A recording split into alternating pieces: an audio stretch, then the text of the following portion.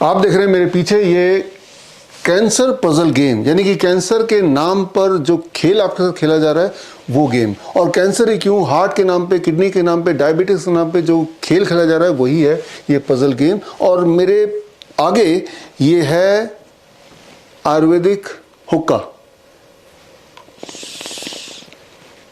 आप जो ये स्मोक देख रहे हैं, ये स्मोक बिकम्स द कैरियर। बहुत सारे medical condition, emergency medical condition, जैसे मान लो कोई अनकॉन्शियस हो जाता है या किसी को एपिलेप्सी का दौरा पड़ता है, ऐसे में याद रखिए आयुर्वेद का कहना है नसा ही द्वारम शीर्षो, यानी कि आपके सिर तक पहुंचना हो, आपके ब्रेन तक पहुंचना हो तो एक ही द्वार है, दैट इज नोज। और स्मोक इज द कैरियर जिसके माध्यम से मेडिसिन आप दिमाग तक पहुंचा सकते हैं। तो ये पंचकर्मा का एक टेक्निक है और ऐसे बहुत सारे टेक्निक्स हैं जो लाइफ सेविंग हो सकते हैं। हम क्योर की बात थोड़ी देर बाद करते हैं, पहले बात करते हैं प्रॉब्लम की। आज के कैंसर पेशेंट की जिंदगी कैसी होती है देखिए।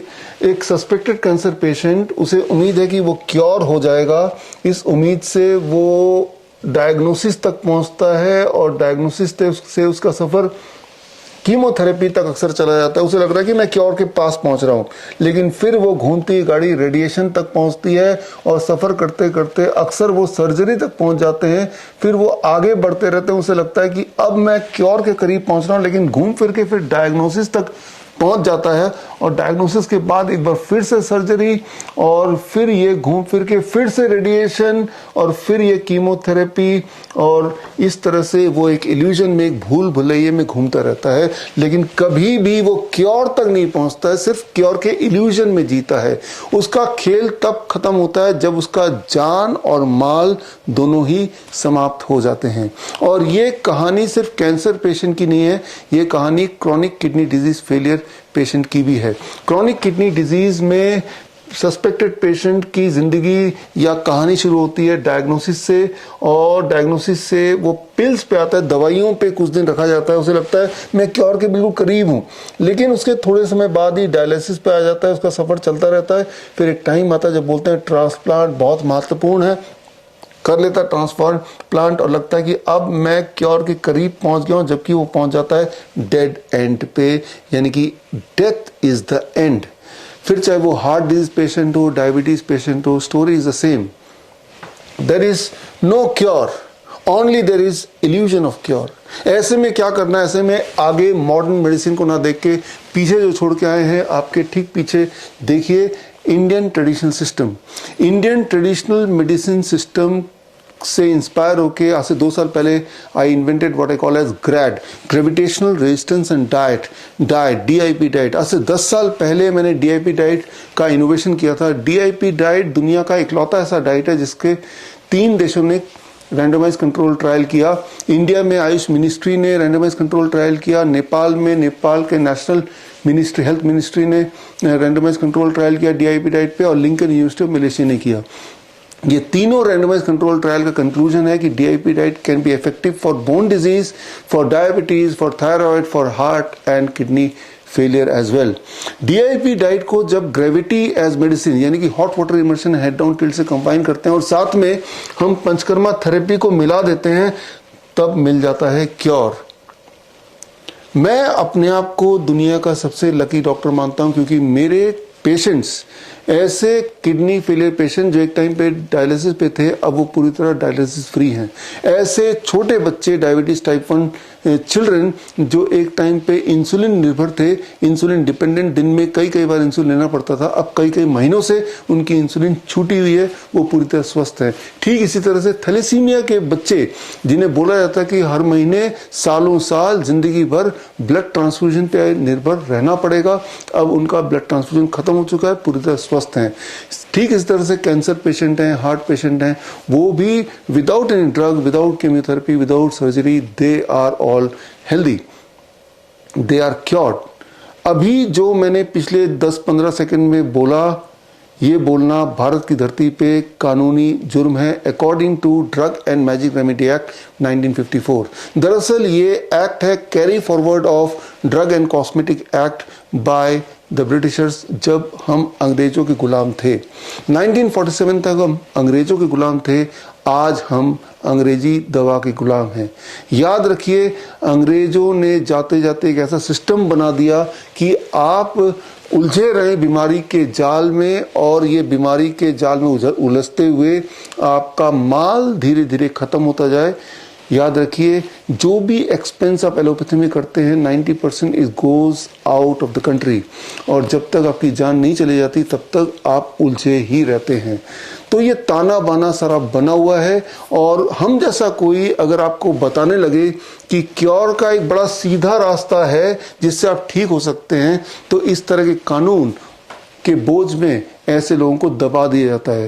ये drug and magic remedy act मेरे ऊपर भी लागू कर दिया गया है, कोर्ट में केस चल रहा है।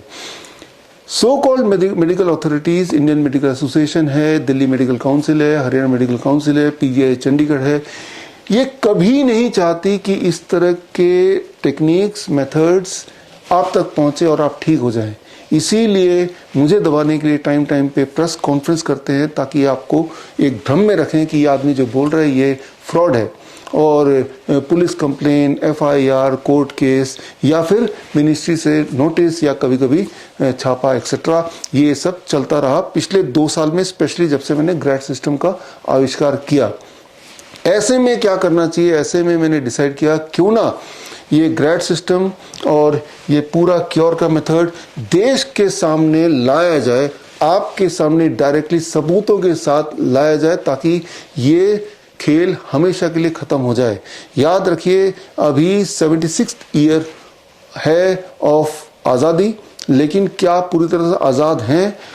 The answer is no. आज़ादी तभी मिलेगी जब अंग्रेजों का बना हुआ ये सिस्टम पूरी तरह से आप ध्वस्त कर देंगे।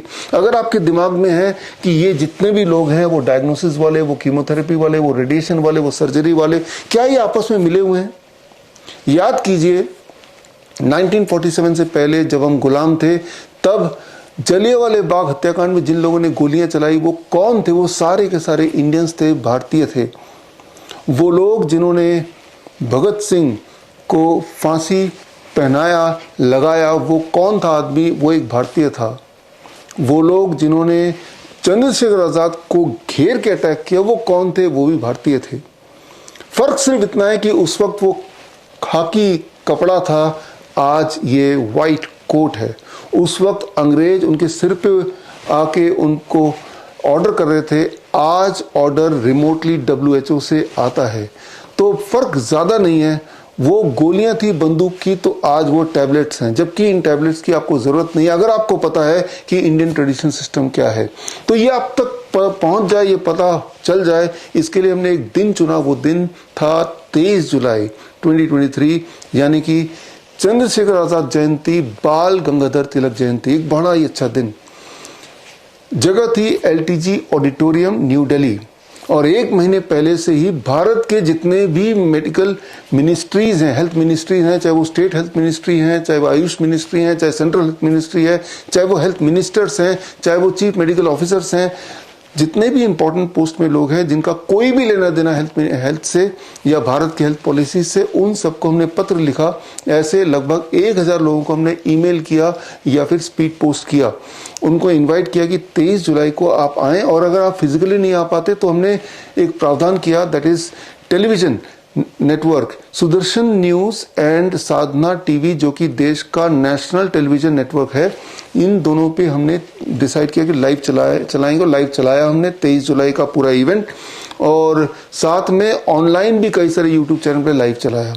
और किसी की नजर से रह ना जाए, कोई छूट ना जाए, इसलिए कई सारे अखबारों के माध्यम से भी front page, full page coverage करके, ऐड करके, जैसे अमर उजाला में आया, हिंदुस्तान में आया, दैनिक जागरण में आया, हमने आप तक मैसेज पहुंचाने की कोशिश की कि 23 जुलाई को हम देश को देने जा रहे हैं ग्रेड सिस्टम, एक ऐसा सिस्टम जिससे इंसान घर बैठे ही कैंसर से क्योर हो सकता है, और हो रहे हैं। और सबूत के तौर पे पूरे देश के लगभग हर स्टेट से हमने एक एक पेशेंट चुना, ऐसे ऐसे पेशेंट जो एक टाइम पे डायलिसिस पे थे लेकिन ग्रैफ्ट सिस्टम अपनाने के बाद वो डायलिसिस मुक्त हो गए, एक टाइम पे वो ब्लड ट्रांसफ्यूजन पे थे या इंसुलिन पे थे, now they are free from that. Bharat के लगभग हर स्टेट से एक एक पेशेंट जो हमारे सक्सेस स्टोरीज बता सकते हैं। वो सारे पेशेंट आए अपने अपने मेडिकल रिपोर्ट्स लेके, अपने अपने मेडिकल रिकॉर्ड्स लेके।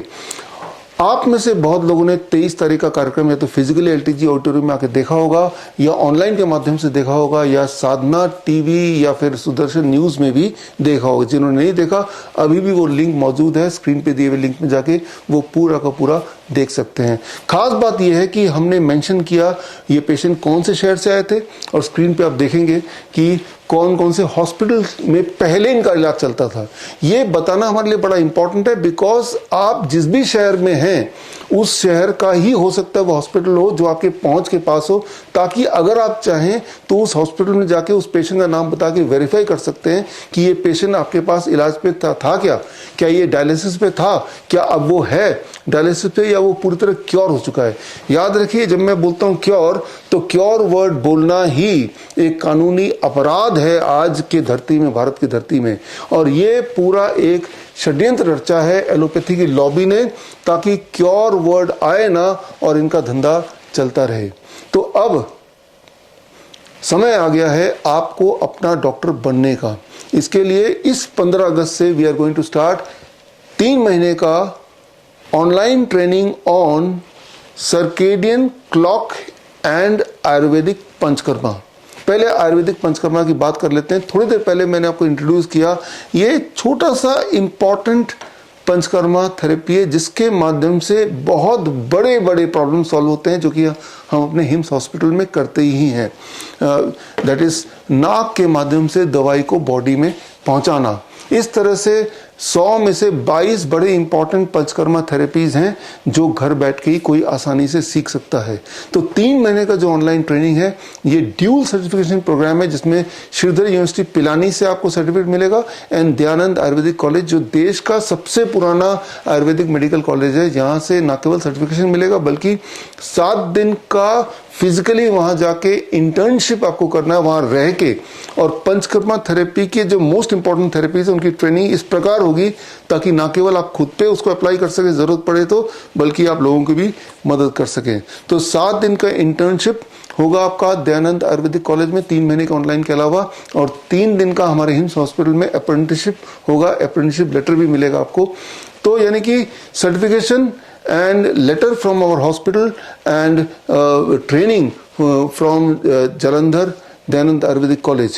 और इसके बाद आपके पास 2 हथियार आएंगे। एक हथियार का नाम है आयुर्वेदिक पंचकर्मा, दूसरा है सर्केडियन क्लॉक। सर्केडियन क्लॉक या सर्केडियन रिदम बोले, जो कि 2017 का नोबेल प्राइज विनिंग साइंस पे बेस्ड है। सर्केडियन रिदम मतलब कि आपके बॉडी का एक बॉडी क्लॉक है जो अगर बिगड़ जाए तो आप बीमार होते चले जाते हैं, उसको अगर ठीक कर लें तो आप ठीक होते चले जाते हैं। इसके 7 अलग अलग नियम हैं, उनमें से एक नियम मैं आपको बता देता हूं, टाइम एज मेडिसिन।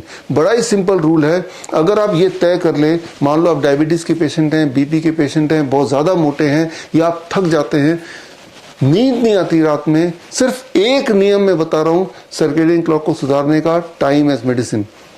आप सिर्फ इतना सोचिए 8 AM टू 6 PM के बीच में मुझे खाना खाना है, डिनर 6 बजे से पहले फिनिश करना ही करना है। उसके बाद अगले दिन जो ब्रेकफास्ट है वो सुबह 8 बजे के बाद ही करना, उससे पहले कुछ नहीं खाना है। पानी कभी भी कितना ही पी सकते हो, उसमें कोई रिस्ट्रिक्शन नहीं है। Restriction is not of the kind of food you are eating, restriction is not of the quantity of food you are eating, restriction is the time of eating. जैसे ही आप अपने time of eating 8 AM to 6 PM के बीच में कर देंगे, हमने ये देखा अपने हॉस्पिटल में हमारे पेशेंट जो डायबिटीज के पेशेंट थे, जो दवाइयों पे थे या जो लोग ब्लड प्रेशर की दवाइयों पे थे, 7 दिन के अंदर उनका बीपी, उनका शुगर, उनका मोटापा, उनकी थकान गायब होने लगती है, उनकी एनर्जी वापस आने लगती है विदिन द 7 days। सो जरा सोचिए, सिर्फ एक रूल से अगर इतना मेजर चेंज आ सकता है, तो अगर पूरा circadian clock and Ayurvedic panchakarma आपने सीख लिया, जिसका एक पार्ट ग्रेविटेशनल रेजिस्टेंस भी है, एक पार्ट हीट एज मेडिसिन भी है, एक पार्ट 0 वोल्ट थेरेपी भी है, तो उससे ये सारे टूल्स आपको मदद करेंगे कैंसर से बाहर निकलने में, या फिर क्रॉनिक किडनी डिजीज से बाहर निकलने में या फिर इंसुलिन डिपेंडेंसी से बाहर निकलने में। तो ये 3 महीने का ट्रेनिंग है। हर सैटरडे को 1.5 घंटे का, लगभग 1.5 घंटे का क्लास होगा। एक इंग्लिश बैच है, एक हिंदी बैच है। ये दोनों में से कोई भी एक बैच ज्वाइन कर सकते हैं और आपके और हमारे शेड्यूल के अनुसार 7 दिन के लिए आपको जलंधर आके रहना पड़ेगा दयानंद आयुर्वेदिक कॉलेज में पूरे पंचकर्मा की थेरेपी के हैंड्स ऑन एक्सपीरियंस के लिए। पंचकर्मा के 100 से अधिक थेरेपीज है, उनमें से 22 महत्वपूर्ण थेरेपीज हैं जो हम अपने हिम्स हॉस्पिटल में यूज़ करते हैं। ऐसे थेरेपीज जो आप घर पे आराम से सीख के कर सकते हैं। बोलने का मतलब, क्यों ना आपका घर ही एक माइक्रो हॉस्पिटल बन जाए। घर में क्यों ना आप उस तरह के सामान रखें जिससे कभी अगर ज़रूरत पड़ जाए, चाहे वो इमरजेंसी मेडिकल नीड्स हो या फिर कोई क्रॉनिक डिजीज को क्योर करना हो या इन्फेक्शियस डिजीज से आपको जूझना हो, तो क्यों ना वो सारी सामग्री, वो सारे टूल्स, वो सारे हथियार आपके घर पे ही हो। तो इसकी प्रोफेशनल ट्रेनिंग ये पहली बार हो रहा है कि पंचकर्मा की ट्रेनिंग मेडिकल कॉलेज के अंदर इस प्रकार से दी जा रही है। तो खैर, अभी तक हमें पहले बैच की अनुमति मिली है, जो पहला बैच 15 अगस्त को शुरू हो रहा है। हर सैटरडे को क्लास होगा। पहला क्लास 15 अगस्त को जरूर शुरू कर रहे हैं। Subsequently every Saturday will hold the online class and followed by 7 days of in house training in the medical college, followed by 3 days of apprenticeship in our HIMS hospital. HIMS hospital के पूरे देश में 20 branches हैं, एक branch Malaysia में है। तो आपके घर के नज़दीक जो ब्रांच है वहाँ जाके आप 3 दिन का वहाँ भी हैंड्स ऑन एक्सपीरियंस ले सकते हैं। आप देखेंगे हमारे हॉस्पिटल में आके कि किस प्रकार पेशेंट की इमरजेंसी हैंडलिंग करते हैं, किस प्रकार पेशेंट को डायलिसिस फ्री करते हैं और किस प्रकार हमारे प्राचीन जो विज्ञान है उसको यूज़ करके ऐसे बीमारी जिन्हें बोल दिया गया था ये तो लाइलाज है, यहाँ तक कि अगर कोई बोल देगा कि ये क्योर हो सकता है तो उस पर ही कानून लग जाएगा, उसको ही कटघरे में खड़ा कर दिया जाएगा। तो अभी समय आ गया है कि अंग्रेजों के बनाए हुए नियम को ध्वस्त करने का समय आ गया है कि अंग्रेजों के बनाए हुए जो modern, so called modern pathies है उन्हें ध्वस्त करने का। तभी सही मायने में आज़ादी हमें मिलेगी। All the best. जय हिंद।